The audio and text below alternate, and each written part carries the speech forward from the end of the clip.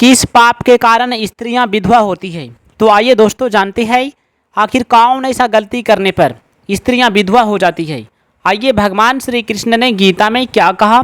सबसे बड़ी बात जो हर किसी को सुनना चाहिए, हर महिलाओं को, हर माताओं को यह बात को जानना परम आवश्यक है। दोस्तों अधूरा ज्ञान 20 के समान होता है। जानने के लिए वीडियो को पूरा जरूर देखिएगा। और जो भी इस वीडियो को देख रहे हो वो बहुत ही भाग्यशाली हो। तो फटाफट से वीडियो को लाइक कीजिएगा, चैनल को सब्सक्राइब जरूर कर दीजिएगा। तो आइए जानते हैं कि भगवान श्री कृष्ण ने क्या कहा। सबसे बड़ी बात, हैरान करने वाली बात।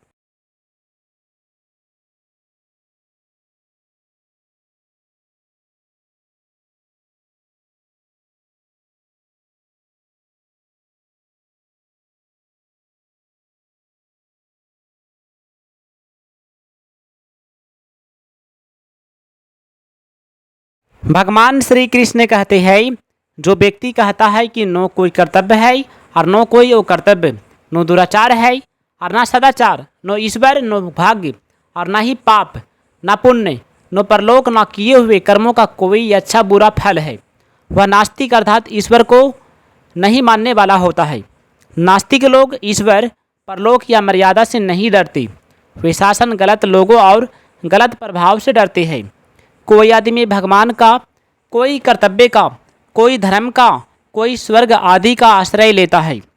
दोस्तों इसी तरह बुरे लोग कभी पूरी न होने वाली कामनाओं का आश्रय लेते हैं। लोभ के फंदे में फंसे लोगों के पास लाखों करोड़ों रुपये हो जाएं तो भी उनकी मांगने की आदत खत्म नहीं होती, वो जीवन भर मांगते ही रहता है।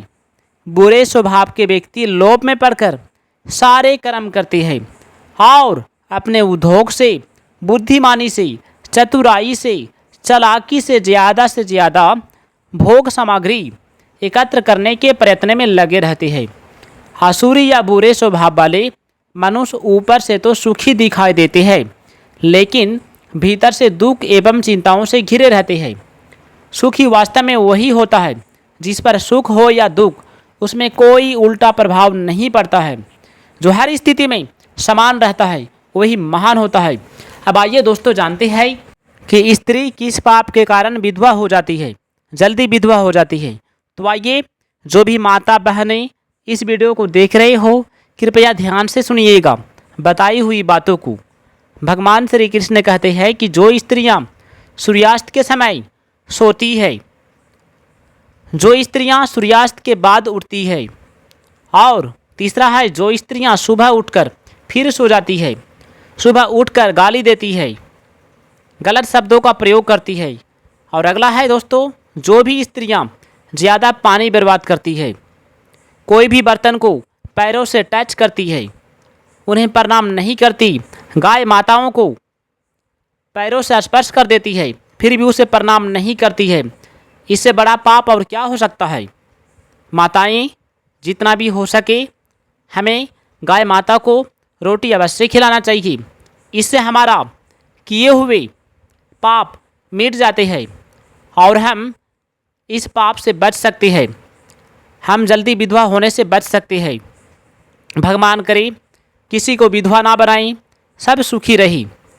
दोस्तों जो स्त्रियां एकादशी के दिन चावल खाती है और जो स्त्रियां अन्य थाली को ठोकर मारते हुए इधर उधर फेंक देती है, इसे सबसे बड़ा पाप बताया गया है। ऐसा गलती माताएं बहनें कभी भी भूल कर ना करें। जो स्त्रियां अपनी आदतों को कभी नहीं छोड़ती वो हमेशा गलत बात करती है और गलत लोगों को शिक्षा देती है, गलत बात सिखाती है। गाय माताओं को और भी कई जानवरों को अपना पैरों से स्पर्श करता है और किसी को पैर लग भी जाए तो उसे नमस्कार नहीं करते हैं। ऐसे औरत पाप के भागी बनते हैं, उसे स्वर्ग में नहीं नरक में भी जगह नहीं मिलता है।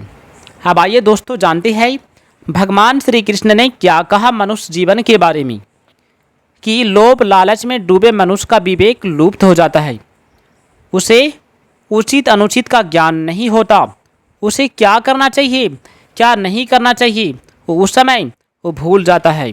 भगवान श्री कृष्ण कहते हैं कई मनुष्य तो ऐसे बुरे बन जाते हैं कि सज्जन लोग उनका नाम तक लेना पसंद नहीं करते। उनका नाम लेना पाप समझते हैं। जिनका नाम लेना, दर्शन करना, याद करना ही वो पवित्र माना जाता है। ऐसे क्रूर, निर्दयी, सबके वैरी मनुष्यों को ईश्वर उनके स्वभाव के अनुसार ही नीच योनियाँ देते हैं। नीच स्वभाव वाले बुरे लोग बारंबार कुत्ते, सांप, बिच्छू आदि में जन्म लेना पड़ता है उसे। जो लोग भगवान के दिखाए अच्छे मार्ग पर नहीं चलते, बुराई करने लग जाते हैं, उन्हें भी भगवान पराया नहीं समझते, बल्कि उन्हें पाप मुक्ति के लिए ही उन्हें इस मनुष्य योनि में अच्छे कर्म करने की प्रेरणा देते हैं, ताकि उन्हें नीच योनि में जन्म न लेना पड़े। भगवान श्री कृष्ण कहते हैं कि मनुष्य जन्म में मुझे प्राप्त करने का दुर्लभ अवसर पाकर भी यदि वे बुरे स्वभाव वाले मनुष्य मुझे प्राप्त करने का प्रयास नहीं करता है, बुरे कर्म करते हैं, तो उन्हें बार बार पशु, पक्षी, जलचर आदि की नीच योनियों में जन्म लेना पड़ता है। दोस्तों, काम, क्रोध, लोभ, मोह नरक के दरवाजे हैं। अच्छे आदमी को इनका तुरंत त्याग कर देना चाहिए। भगवान श्री कृष्ण कहते हैं, बुरे लोगों की संगति नरक के कष्टों से भी बुरी होती है। नरक के कष्टों से तो मनुष्य के पाप नष्ट होते हैं और शुद्धि आती है, लेकिन बुरे लोगों के साथ से अशुद्धि आती है। पाप के ऐसे बीज रोपित हो जाते हैं कि जो आगे अनेक नीच योनियाँ जैसे कि कुत्ता, बिल्ली, बंदर, कीट, पतंग इत्यादि में धकेल दिए जाते हैं। धन की कामना, लोभ बढ़ने से मनुष्य के भीतर झूठ, छल, कपट आदि दोष बढ़ जाते हैं और किसी भी तरह अधिक से अधिक धन कमाने का लालच बढ़ जाता है। इसके लिए मनुष्य अनुचित रास्ते अपनाने लगता है, उसका लोभ बढ़ता चला जाता है, क्रोध, क्रूरता बढ़ते हैं और स्वभाव राक्षस जैसा हो जाता है। वह किसी की हत्या भी कर दे तो बड़ी बात नहीं समझता है।